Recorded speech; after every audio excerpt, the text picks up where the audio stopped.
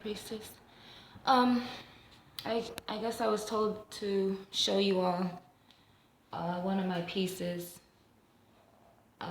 This one is called Bride of the Alchemist. It's just got some pink cat's eye, some hematite stones, some green stones in there. And yes, this is Bride of the Alchemist. So, I guess, that's the energy that I'm streaming. There's my husband's stones are over there on that altar as well. And that's like a Sunday altar too, because it is in the fire corner. Earth and fire, but there's definitely a fiery energy kind of got going on today. So I guess I'll put that right there. So how's everyone doing? I guess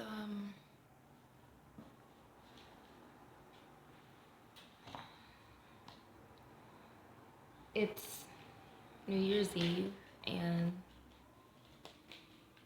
I was just doing a reading here, and I pulled the Bride card, which also is Oshún Flambeau. So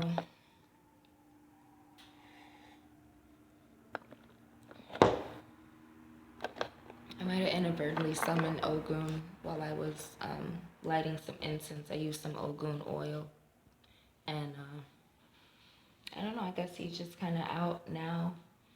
Oh, Chelsea came out actually, which is, rare, but Oshún and Chelsea are around. It's definitely like a Sunday thing. But it's, it's a full moon, and the thing with Eshu is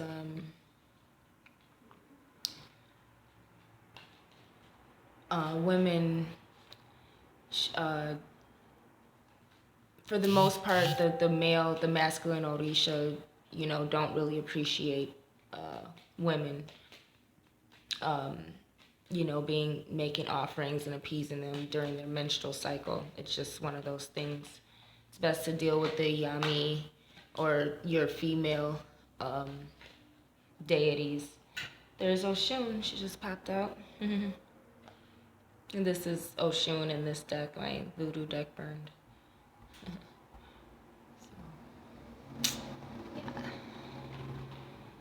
So,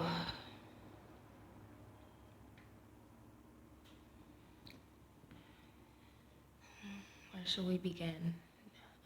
New Year's Eve, it was a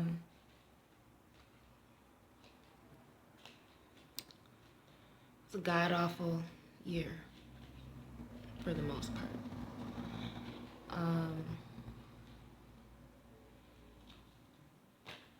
And a lot of disappointment and heartache. I guess I can kind of I can give you guys a quick rundown.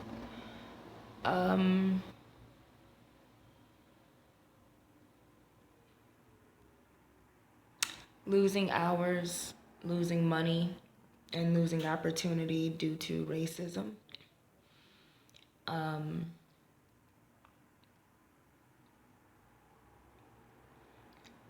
Realizing and coming to terms with a lot of people being less than genuine, from less than genuine to actual enemies in disguise.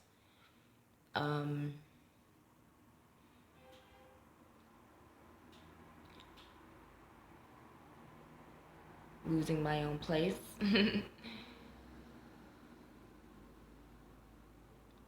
Getting my own place. That place burning on Friday the 13th.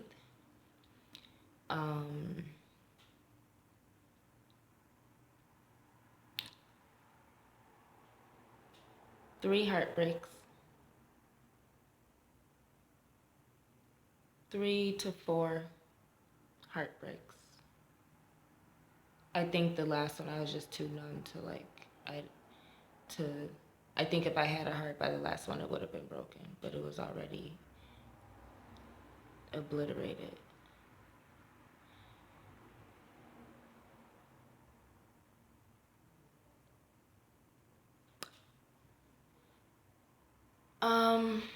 And having to give away 2 of my babies because I couldn't afford to feed them anymore.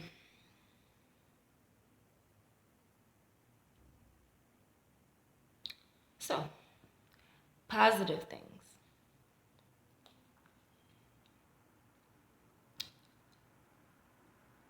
Overcoming racism.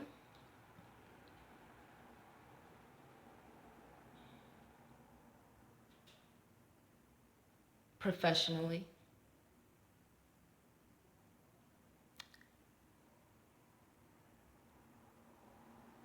Quitting a job when it was the right time to.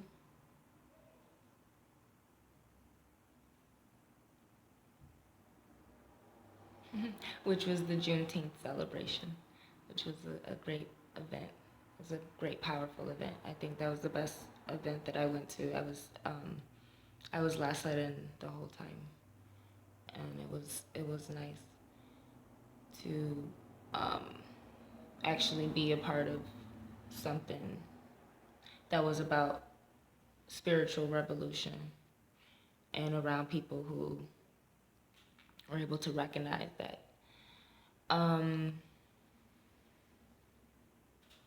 Getting another job, overcoming a lot of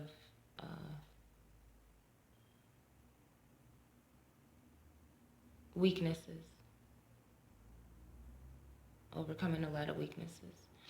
at that job, and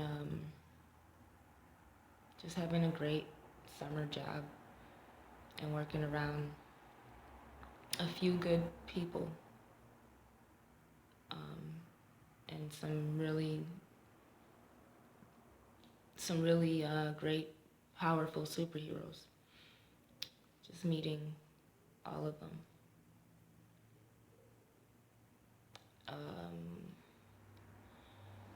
All of my babies surviving the fire. That was a great success.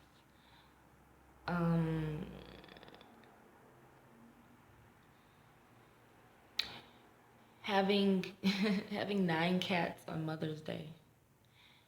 Cat gave birth to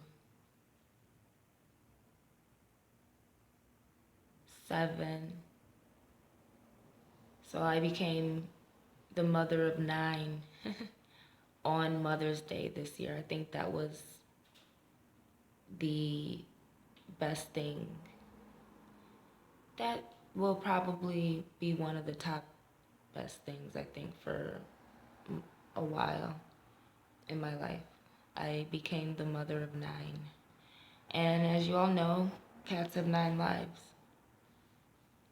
So I won't tell you all how many I'm down to, but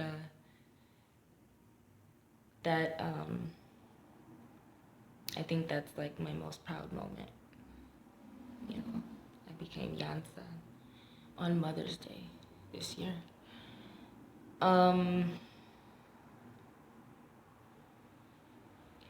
And channeling like all of, like my pain and frustration and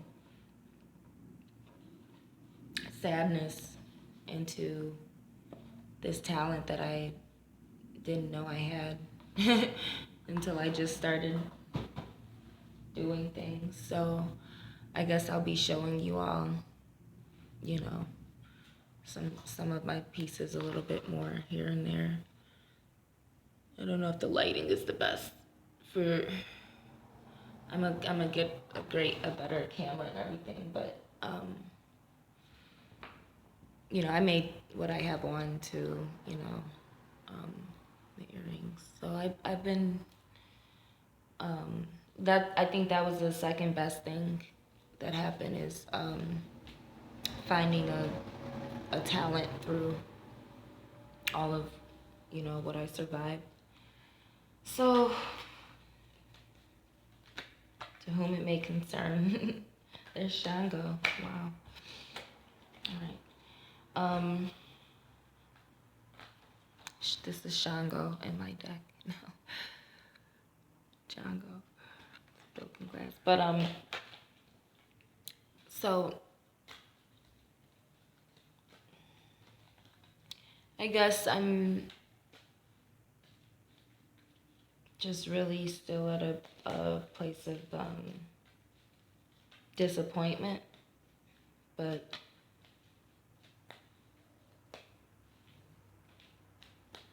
I have a lot more confidence in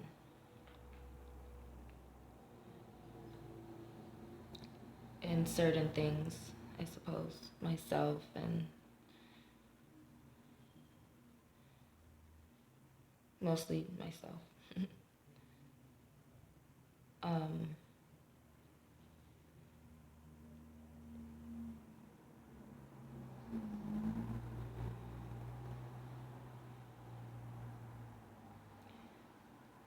What I'm looking for,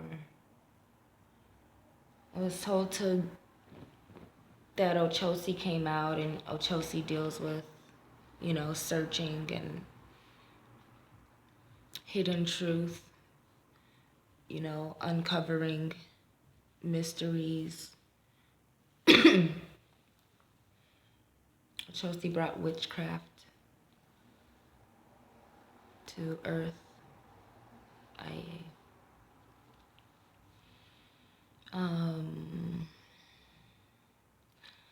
So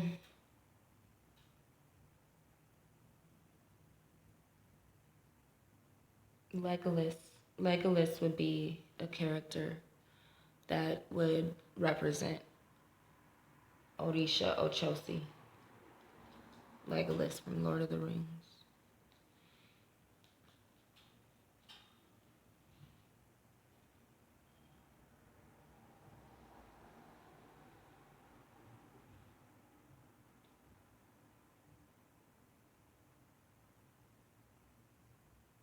Ochosi is a beastmaster, and his ability to communicate and live among them, and the fact that he's a centaur, the first centaur, and his antlers are as big as trees, like huge trees too. He's the guardian of the forest. He works in the shadows and the earth element. He's daunting. He's very mysterious. He doesn't like to be known, but he's always next to Ogun. And he's always kind of there in a way, but he's always by Ogun. Always. So those of you who have Ogun, you should be having something for Ochosi within your cauldrons and or your altars too, because Ochosi's always there. So mind that.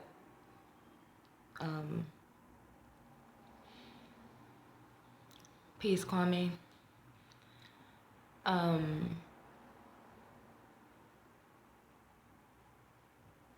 My cats, yeah. Not like my human children. I have cats because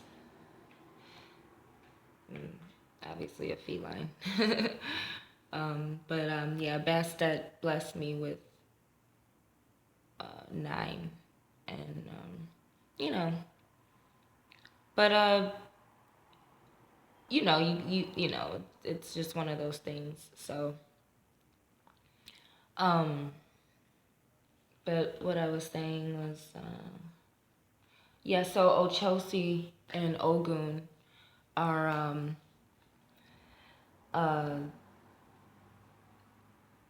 always next to each other, and they're just kind of out here right now, but they don't get along with Shango. This is the thing is now for all intents and purposes, obviously these are all forces of nature, but when you deal with some of the more oral patakis, or the information that you get through, you know, developing a relationship, you they don't they don't deal with they you know you don't put Shango and Ogun together, y'all, unless you got like one of the younger Shangos or the older Oguns, or just like, or if you have like a Nago Shango, but just kind of certain things, because they get to fighting and everything, and you don't want that type of conflict. But occasionally they come out.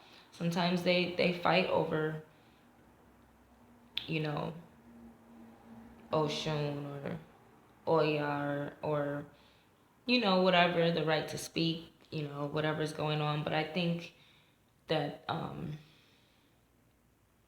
hopefully this year we can really experience some unity.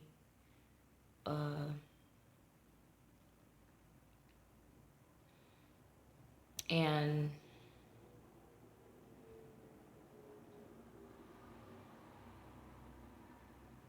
so I guess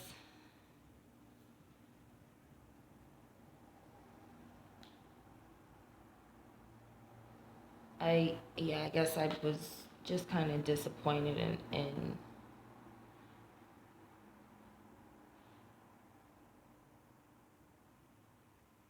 a lot of situations.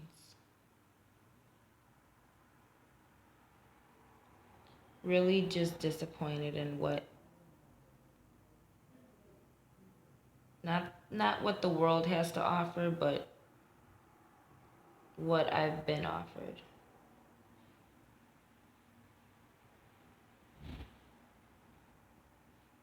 So I've been really thinking about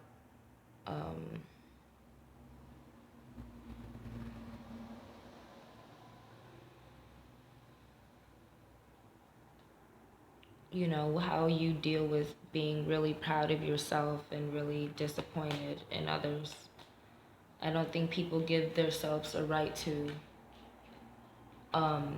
be realistic about their experiences. I think they're always trying to shove their personal experiences and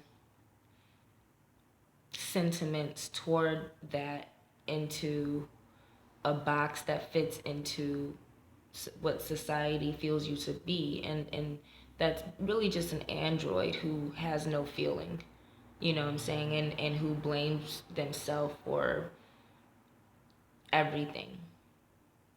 And that mentality alleviates any form of responsibility on others to be civilized. And so we're dealing with savages, intellectual savages, who do not feel they have any responsibility to be civilized. And anytime that you have a problem with what, is going on in the world or in your life, it's your fault. You're doing something wrong. You're eating something wrong. You're watching something wrong. You need to read this, or you need to, go get this, or go buy that, or, hang out with these people so you can be, it's never okay to just accept that people are evil and people are savages, and it's not okay to speak on it. It's not okay to confront people. It's not okay to call people out. And the mask that people wear, disguising themselves as humans, disguising themselves as equals disguising themselves as men and women when they're really demons. You know, they're really vampires, parasites, evil entities, henchmen for the powers that be, shadow workers. And I'm not talking about, you know, dark bearers. I'm talking about the like the peons for the powers that are keeping humanity in that 3-day stage of that 3-day stage of forgetfulness before rebirth, in slavery, keeping humanity in the jail planet, the prison planet. So for those of you who have allowed yourself to really gain wisdom and really experience your emotions and let them help you grow, and let your emotions empower you. Those of you who haven't chose to box yourself in, you know, to the new world order, the new age collective, you know, I commend you. I know it's not easy to be good in a place where evil is the way of life. And it's a lot of disappointment because the standard for goodness is really low within itself. So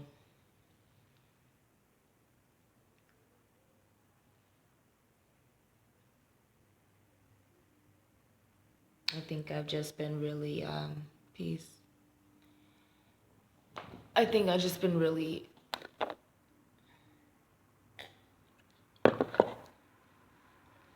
disappointed with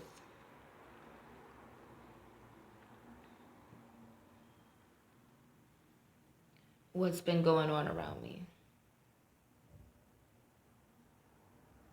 What people have to offer. What people are willing to offer. The capacity people have to respect themselves and one another.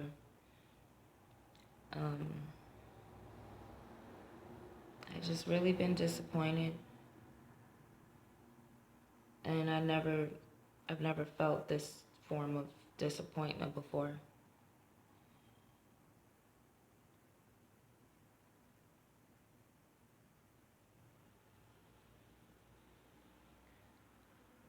This disappointment is disappointment in my ancestors. I've been disappointed in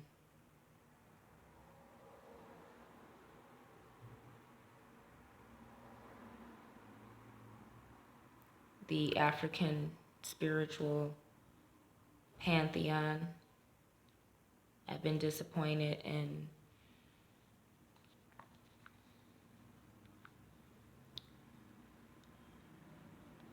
let me read you guys' messages. I just been disappointed in, it's not just people. I've been disappointed in the universe. I've been disappointed in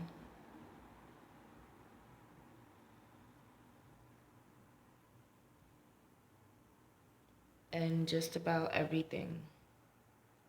Not really. I don't want to say that. That's harsh, but I've been disappointed in everything that I've invested in. Everything that I've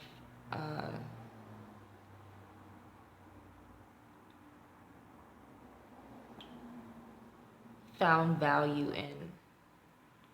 I guess I've been disappointed in what it's actually worth. And I've never been so proud of myself, I suppose. I've never been so proud of myself. And I don't know if those two things go hand in hand, but I think realizing how strong I am and what I've survived and what I've been through my whole life, and just kind of overcoming this year like a lot of people have. When you go through so much, you get disappointed when the only reward you get is bruises. That's the reward that you get for overcoming so much, is a bruise, a scar,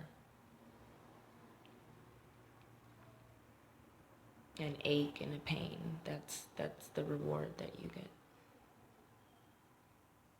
And that's disappointing to me. I think maybe some people wear it as a badge of honor. Maybe some people wear it as a crown. Maybe, some people call it wisdom. Maybe for some people it's strength. For me, it's complete and utter bullshit. It's the definition of evil.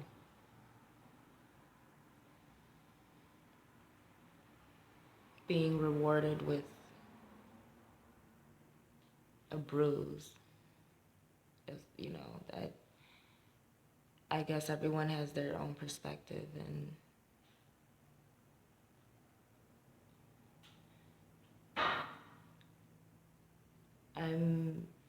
I know my own strength now. And I guess having this level of disappointment in so many things, I kind of know what it means to actually rely on yourself, and kind of be independent. And I think, I'm finding a little bit more security in being independent. I just don't trust anything.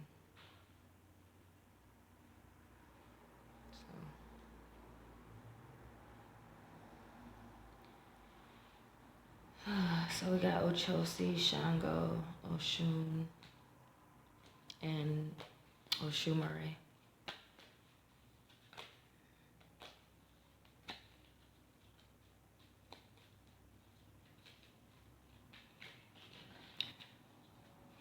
All right.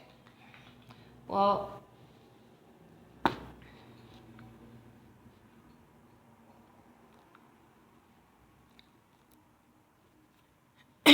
peace.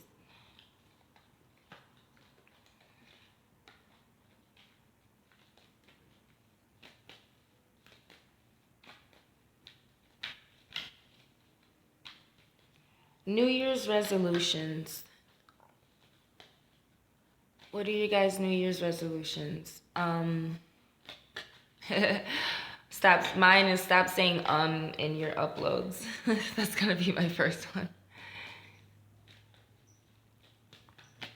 I have a couple I don't want to say because I want to just do, and sometimes you don't want to talk about certain things because that's the moment that people start putting obstacles in your way. And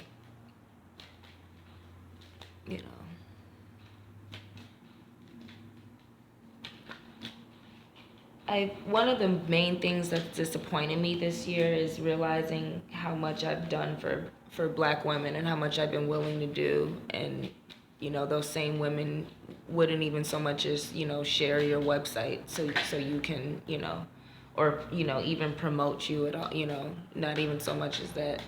And it's one thing when people don't want their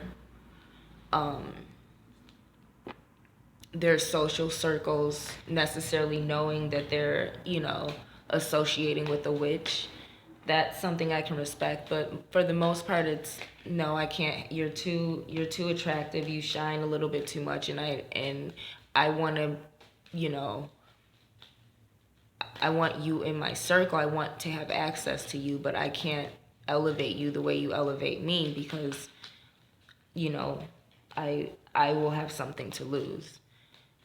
You know, just encountering that so much, and being, removed from groups and ostracized from things simply because I was helping people out of courtesy with my own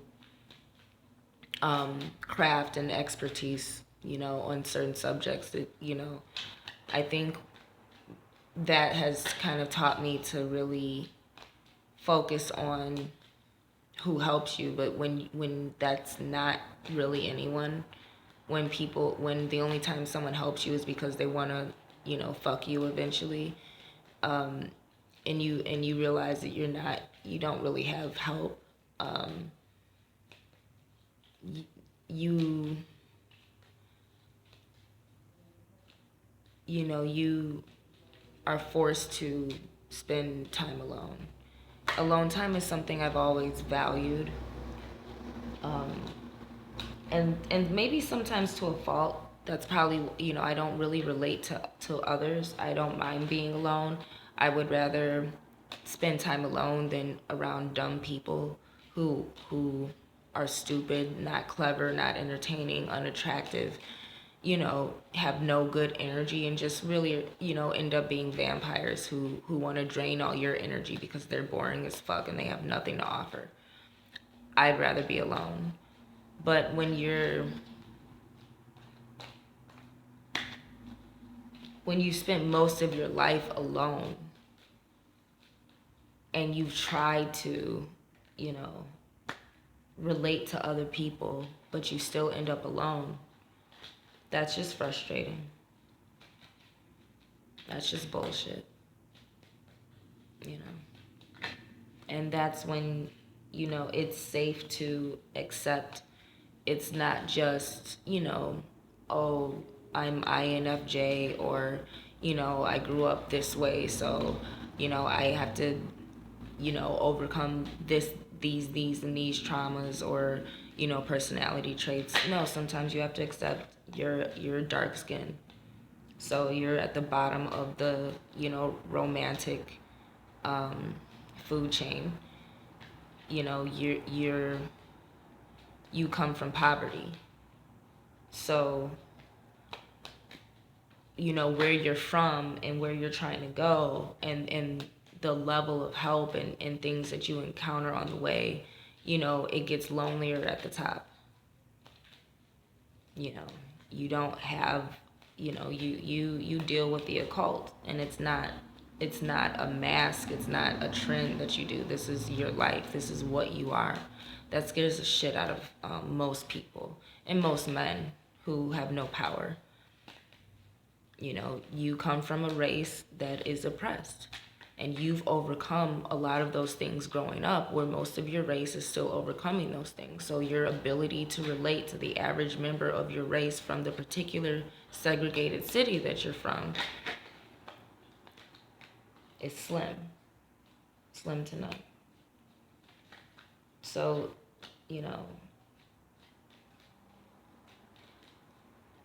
this year I've never felt like King Kong so much in my life. Especially like working up and having been elevated this whole year, like having been up, living in high floors. Like I've dealt with a lot of stairs. I've had to climb flights of stairs to get home, go to work. I've been high up this whole year, and that's been great, but I felt like King Kong.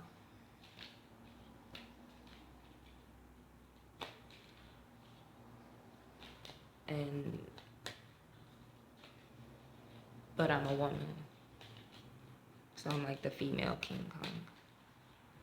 Or that's how I felt, and I'm pretty sure that's how a lot of people have felt.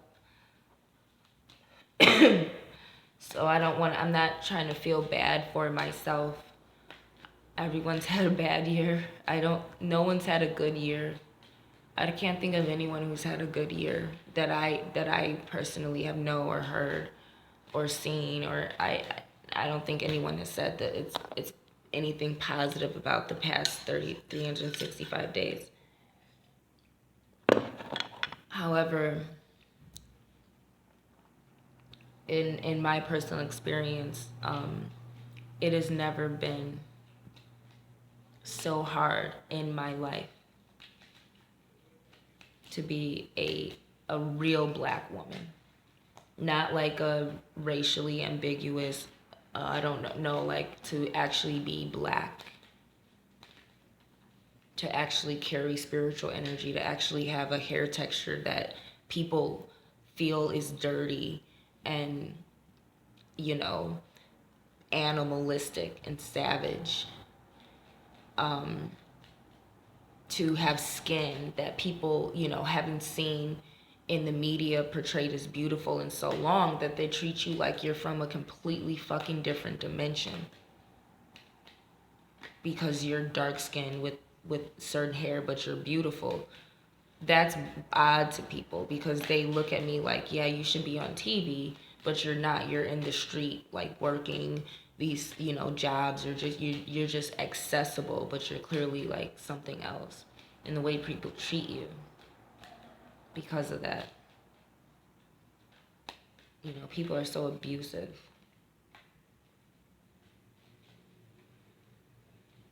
The way people talk to you and the things that people say to you, because they want to take out their insecurities on people who are beautiful and people who are different. If you're beautiful but you're ugly on the inside, then that's awesome. But if you're actually like, if you're beautiful, if you have a beautiful soul, it's dangerous to go outside. It's like literally dangerous because everywhere you look, there's a demon or a evil entity or evil spirit after your energy, trying to take it away, trying to interfere with anybody who comes into your life and loves you and helps you, just taking away, any goodness. It's literally like dangerous to go outside. You have to like go outside just for necessities and come back, because everywhere you go, there's something evil waiting to interfere with whatever beauty you intended to bring to the world, and with whatever love was intended for you. So I really don't know what to say about New Year's resolutions. I will say I want to write more. So, I'll have something. Well, I'll say I want to retrieve some items that, I need to get from my childhood, so I can, start monetizing all of my literature that I already wrote. I want to take everything that I've worked for, and I want to stop working so much and actually see everything that I've done in my life pay off. So I'm going to start scripting that, and I'm going to focus my energy on, my talents and jewelry. There's a couple other products I'm thinking about making, but for now, I'm just going to be making the spiritual jewelry, and I'll be selling those, once I get another laptop. I'm selling them now, but I'll be putting them on Etsy and Amazon and everything like that. So that's obviously one. I just kind of feel like I just need to survive the next year. Like that's my New Year's resolution. Like just don't burn alive. Don't get your heart broken again. Well, that shouldn't be too hard. I don't have my heart. I don't know where it is. But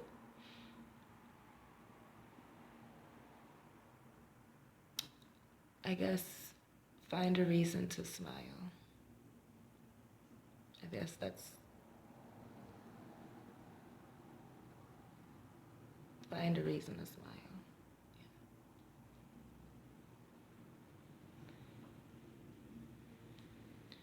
Well,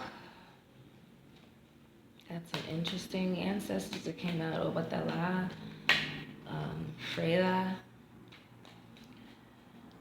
I'm gonna do a quick reading and see.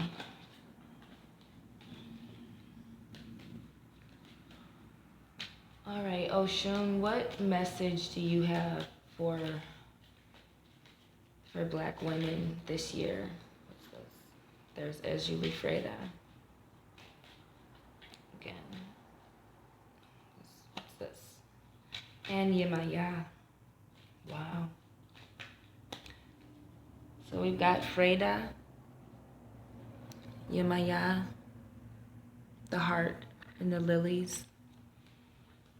So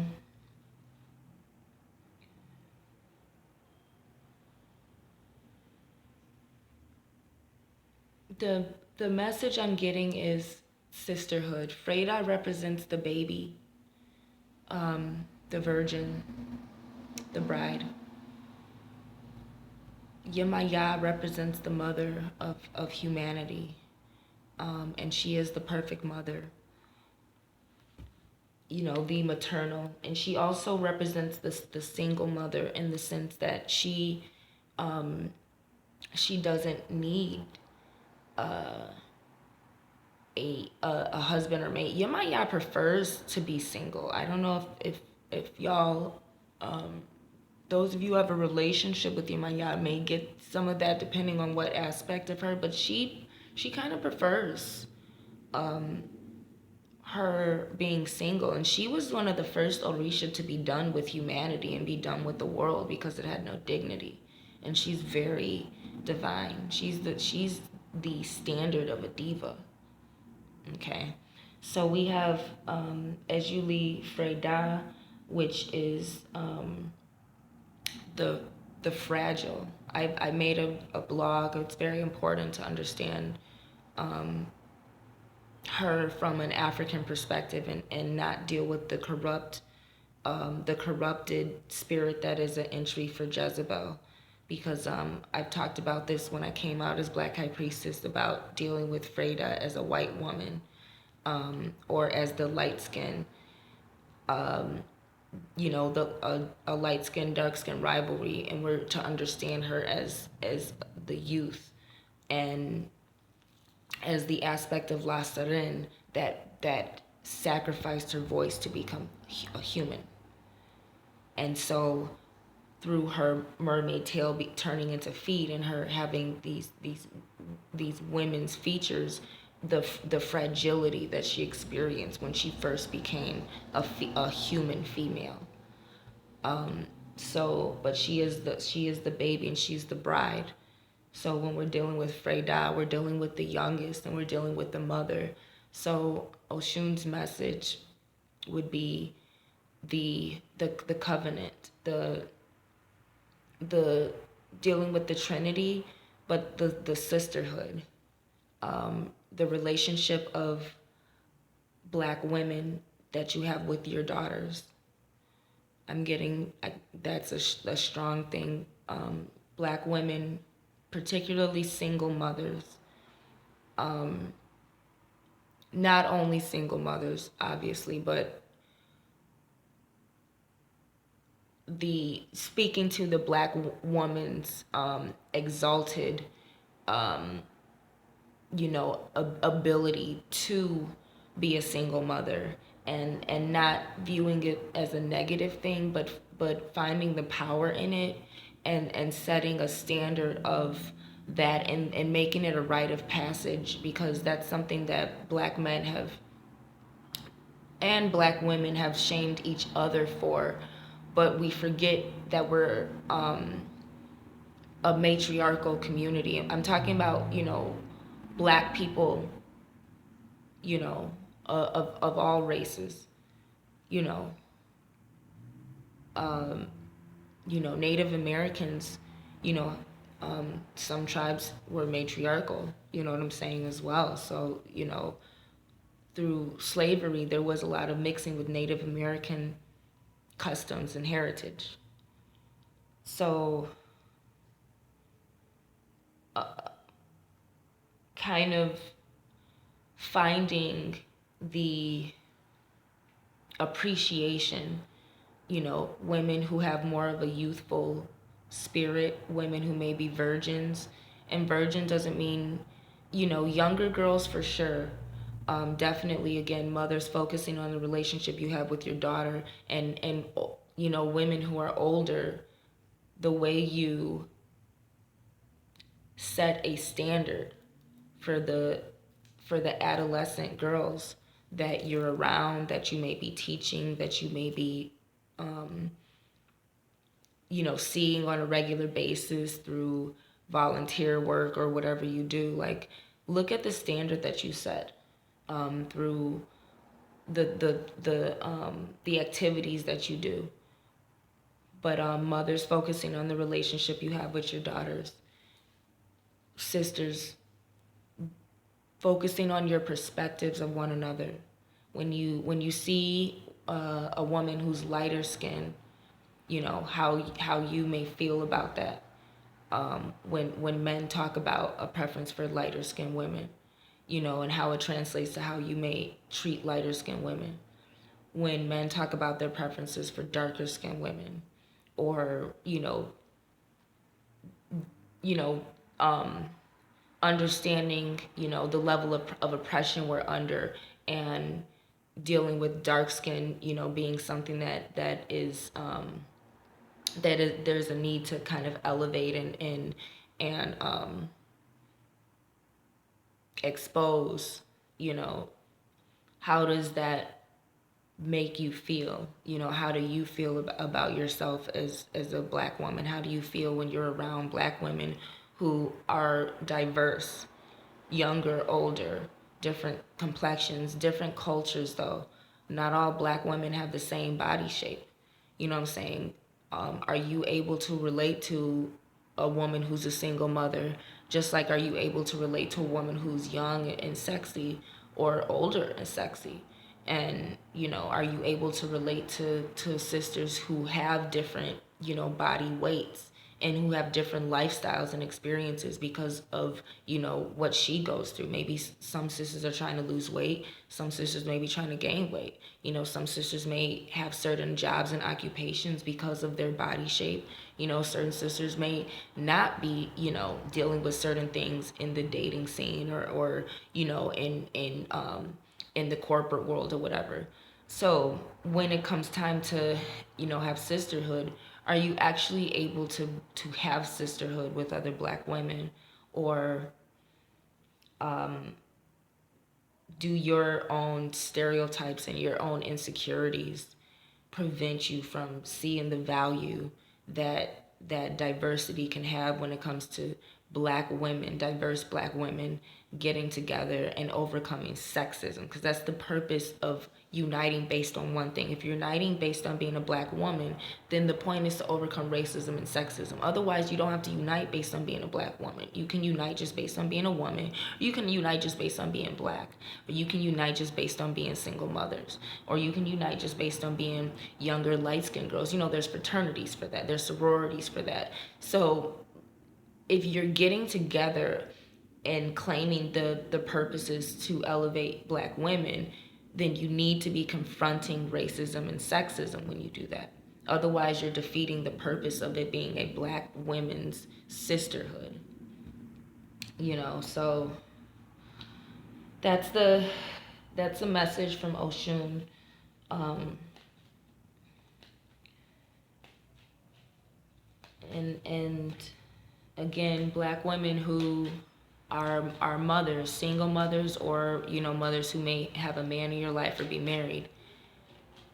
Watch the way you deal with single black women.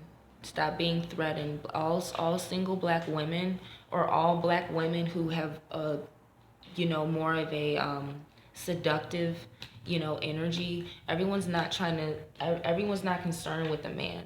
A lot of times black women don't have kids, or they are single because they aren't going around being concerned with who they could fuck all the time. Believe it or not, some women don't have kids and are single because they're not always thinking about fucking.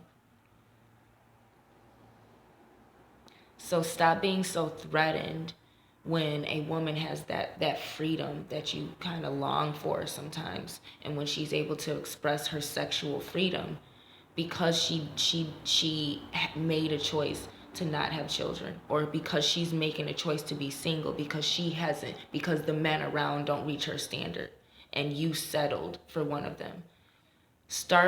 If you really admire a woman, show some respect. Just like if you admire the way you admire these characters and everything, and these music artists and these historical figures. But when you see someone who doesn't have a platform, who isn't popular or rich, and you admire them, don't feel like that has to come with, oh, but you don't have to respect them because they're not this. Like, have enough respect for yourself to say, wow, that she has influence. Don't always think that every single chick has a Sex in the City mindset, or whatever, whatever y'all be thinking, or like, watch how you view single women. Because there's a lot of women who are single because they chose not to lower their standards and not to settle. Don't look at her like she's some type of threat. She don't want your man. She don't want your man. She doesn't want your kids. Your kids may like to be around a new, different energy, especially if you're always nagging at them because you're not happy. Don't be mad at a woman who's happy and single. Don't find her a threat because she's exuding a level of youth or attractiveness because she's actually happy with herself because she didn't settle. Stop feeling that way. I think it's less, for me, it's less about, we need to relate based on our different experiences. Black women who come from poverty, who who come from the projects, who come from a certain lifestyle, should be able to relate to black women who have maybe got out of the projects, or who never were in the projects, who was maybe raised in upper middle class, are from the suburbs, who have a different lifestyle, grew up listening to different music. You shouldn't not be able to relate to somebody because of how they speak, or because of the vocabulary that they do and don't use, or because of the choice of music they do and don't listen to. You should be able to say, you know what, if we're black people, or we're getting together because we're black, this isn't just for women now, but I'm going to be focusing on women more. You need to go out of your way to get to know someone who's from a different demographic and relate to someone, because that's how you become cultured. That's how you become diverse, and that's how you open your horizons and perspectives. And that's how you become a healer. You can't heal. I mean, you can certainly be a healer in any way, but diversity is what gives you degrees.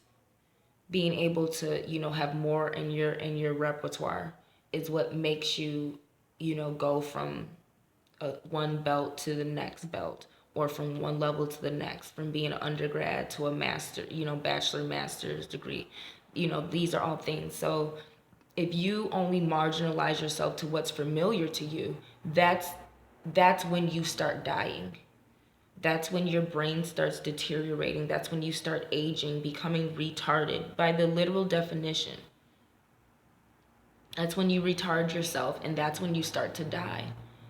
When you refuse to learn new things.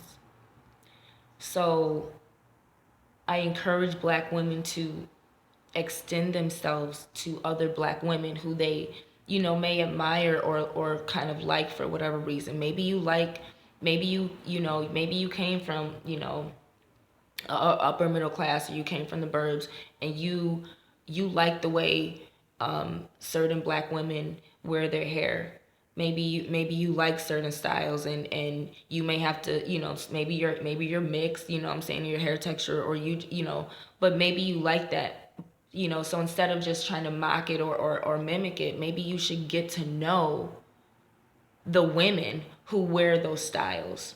Get to know the culture from where that style came from, instead of just saying, oh, I wear this hairstyle and now I'm this. No, you get to know those people, and then you have a right to say, I understand the inclination to wear this hairstyle now because I actually took time to relate to the women who naturally wear this hairstyle. Or if you come from a place where there was poor education, and deep down you always wanted to sound like a white girl. Deep down you always wanted to speak proper English. Deep down you always wanted to take a little more pride in education, but your peers, and they wanted to kick it and they wanted to do this, and reading book wasn't cool. So you had to wait, till you got a certain age or whatever. Like, go out of your way to hang out with Black people who are considered nerdy. You don't have to keep hanging around the same niggas. Go out of your way to go to a party that's on a different side of town, and stop being afraid of being the only Black person. Stop being afraid of being the only person who you can relate to, and say, you know what, I'm going to have fun. Or you know what, I'm gonna go and get out of my comfort zone, and if something happens, I can always leave, but I'm not gonna be inferior. I'm not gonna live in fear. And when I'm invited to do something out of my comfort zone, I'm gonna take the opportunity to do it because I want to learn something new. Don't be afraid to invite somebody who comes from a different class or a different culture than you into your community, into your social circle. If you can't expand, then you need to change who you are around. If the people around you are keeping you marginalized and don't want you to grow, then you need to spend more time alone and figure out who you really are outside of people that you hang around all the time. And when you figure out who you are, that's when you're going to give yourself permission to have people in your life who actually reflect who you are, but more importantly, who you want to be, and who you are striving to be, which is hopefully a better person, and a better sister to other Black women, every day. I'm gonna cut it short, y'all. An hour later. Hopefully I'll feel a little better about things. If I get any more insights, I'll check in with y'all again. And just, wish me luck for my New Year's Eve celebration if I don't see y'all. But I have a feeling I might check in again before midnight. All right, peace.